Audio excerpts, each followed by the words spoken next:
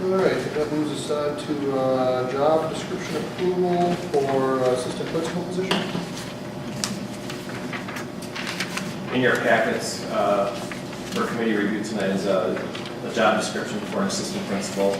The intent behind this is twofold. Number one would be educator effectiveness legislation that kicks in next year.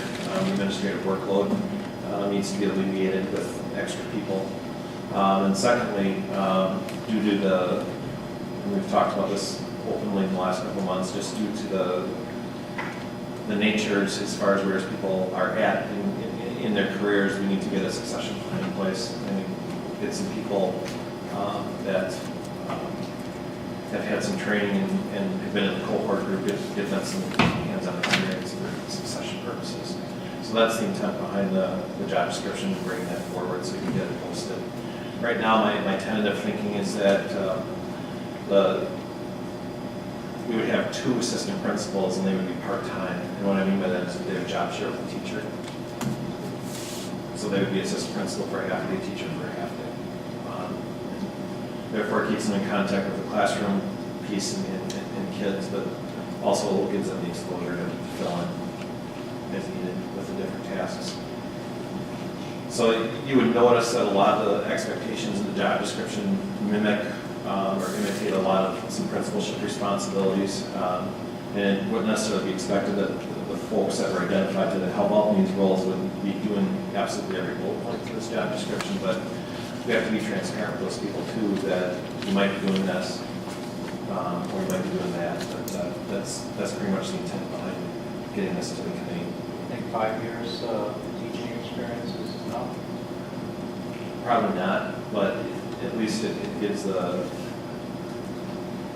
reason I did the 5 years is because of the opportunity for licensing. In other words, they have to qualify for principal's license, you have to have 5 years. So that was the rationale. I had a concern with the wording of only within the district. Right. That just concerns me, and that I think it's always good to also look out. I mean, it may be someone within the district, but I think it's important to look out.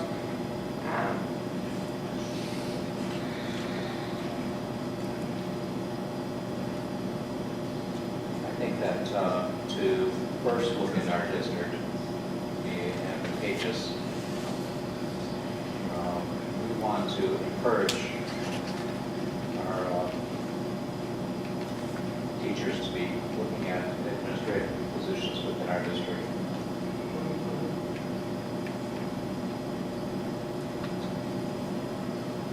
Looking at other districts of like our size, how many of them have assistant principal positions? I didn't do the study because I really feel the needs right now, Waterford graded are pressing. We need to do it without looking at other districts, to be honest with you.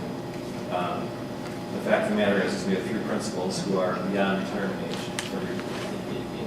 in their career Retired at stage. any point. Yes. And we love them, mature. Right. So, Let's get that clear, we love them and we're keeping them as long as they want to stay.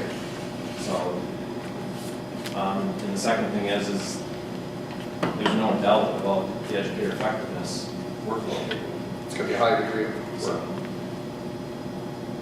In fact, I recommend you call up our state senator who has still not returned my call, thank you, Mary Lozick, and Dave Craig, our assemblyman, who returned my call the same day, called them up and explained to them that the educator effectiveness is going to be a huge amount of time for the districts, all districts. And it is not going to help much in the terms of what originally created to clean up the MPS system. However, they took the teeth out of it, which was the original educator effectiveness number was supposed to correlate to the student's outcome. Meaning if half the school's failing, you can't have the best teachers in the state and still have failing students. But they got rid of that completely, so now it's only based on the educator effectiveness scenario with no outcome based on what the students accomplish at all.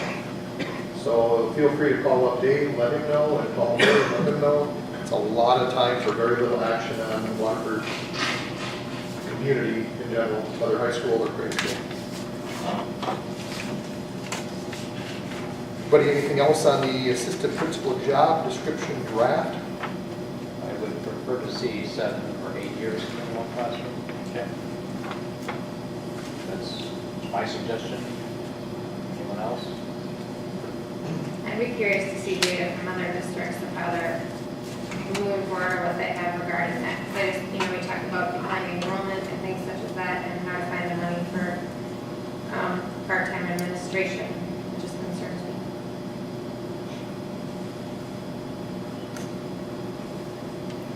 I think we have the word minimum there. I think the minimum 5 years, there might be someone who is better qualified or better desire to do that at the 5-year level.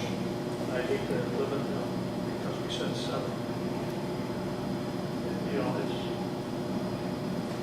It's a decision of our district administrator to make that decision.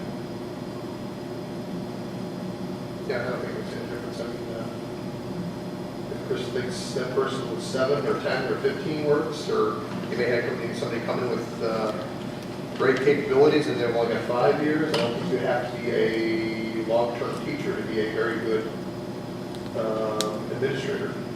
It doesn't hurt by any means, but I don't think they go hand in hand.